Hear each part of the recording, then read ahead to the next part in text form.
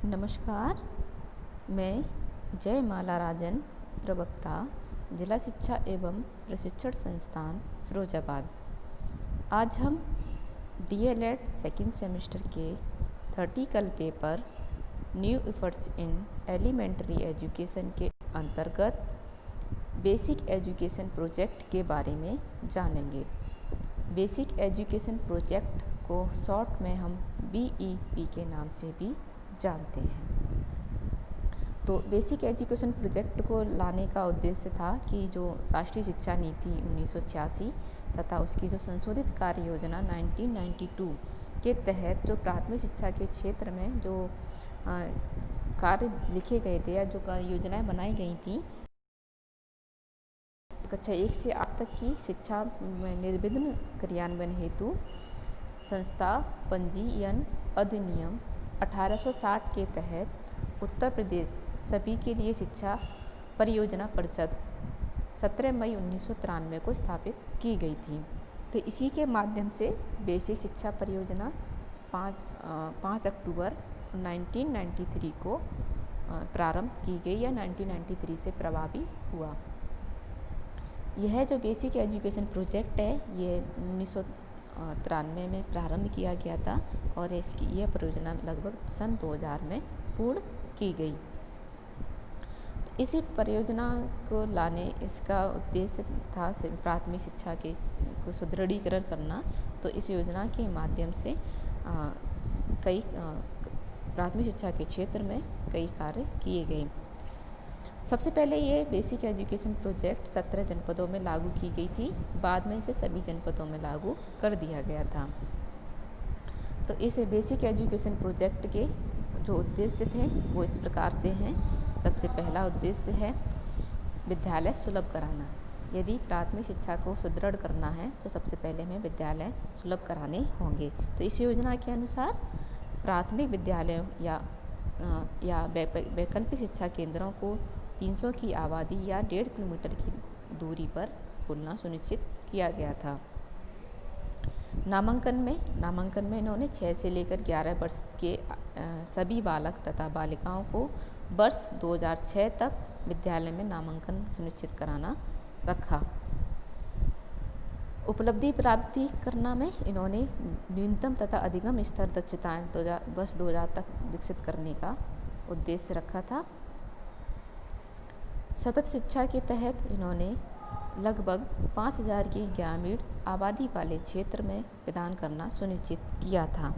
इसके साथ ही अन्य उद्देश्य अगर बेसिक शिक्षा परियोजना के देखे जाएं तो शिक्षा का सार्वभौमिकरण करना, 14 वर्ष तक के सभी बालकों को शिक्षा के अवसर उपलब्ध कराना, प्राथमिक शिक्षा में अपव्यय तथा अवरोधन को समाप्त करना था, वंचित वर्ग तथा बालिकाओं को लाभान्वित करना,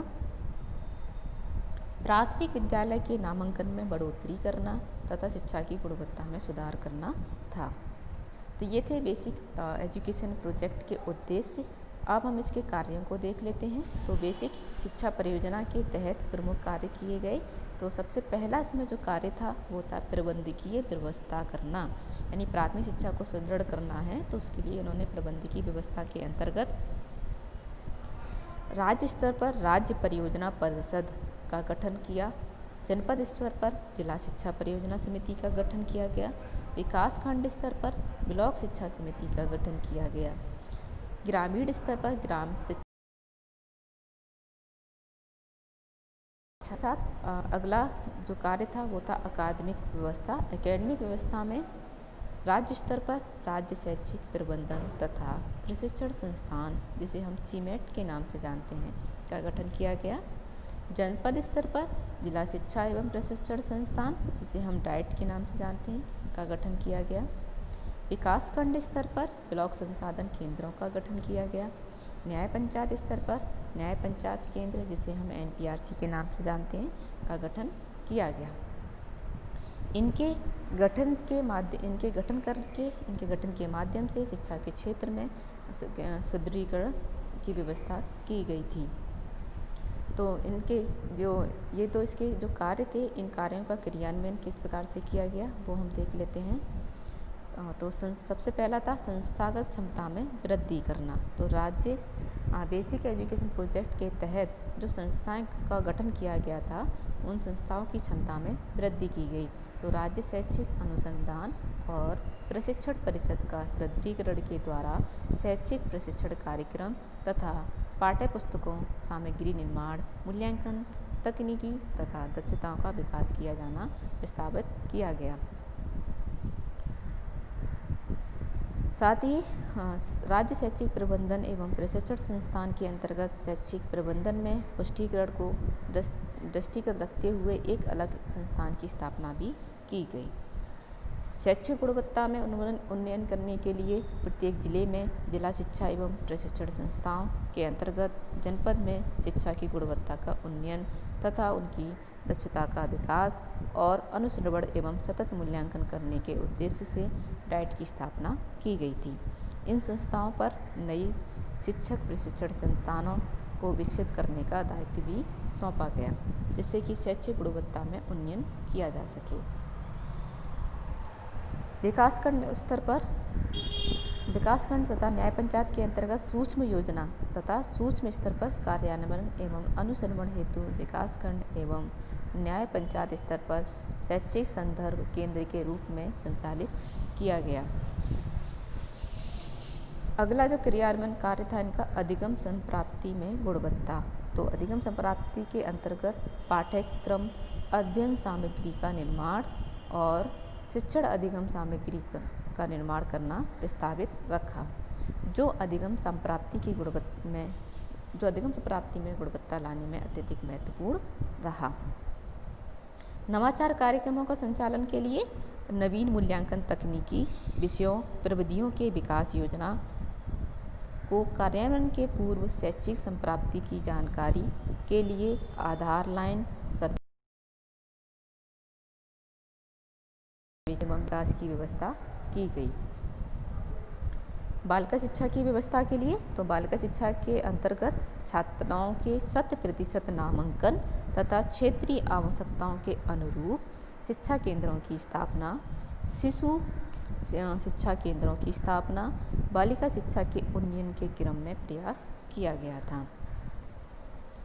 तो बेसिक शिक्षा परियोजना के 2 कार्य प्रबंध की व्यवस्था करना तथा एकेडमिक व्यवस्था करना और उनका क्रियान्वयन मुख्य बिंदुओं के माध्यम से हमने समझ लिया।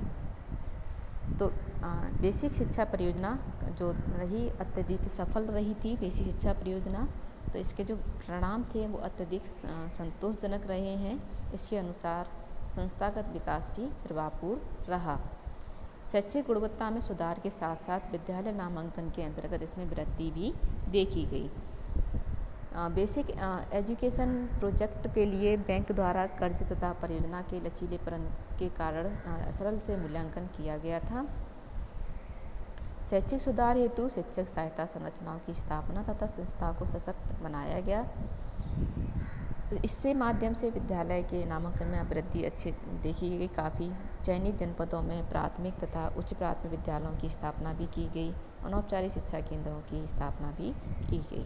तो एक तरह से बेसिक एजुकेशन प्रोजेक्ट बेसिक शिक्षा विभाग में सकारात्मक परिणाम के साथ सफल रहा था। तो ये था बेसिक एजुकेशन प्रोजेक्ट जो कि आज हमने अपनी क्लास में समझा और इसके हमने उद्देश्य और इसके कार्यों को समझ लिया है। आज की क्लास में इतना ही। धन्यवाद।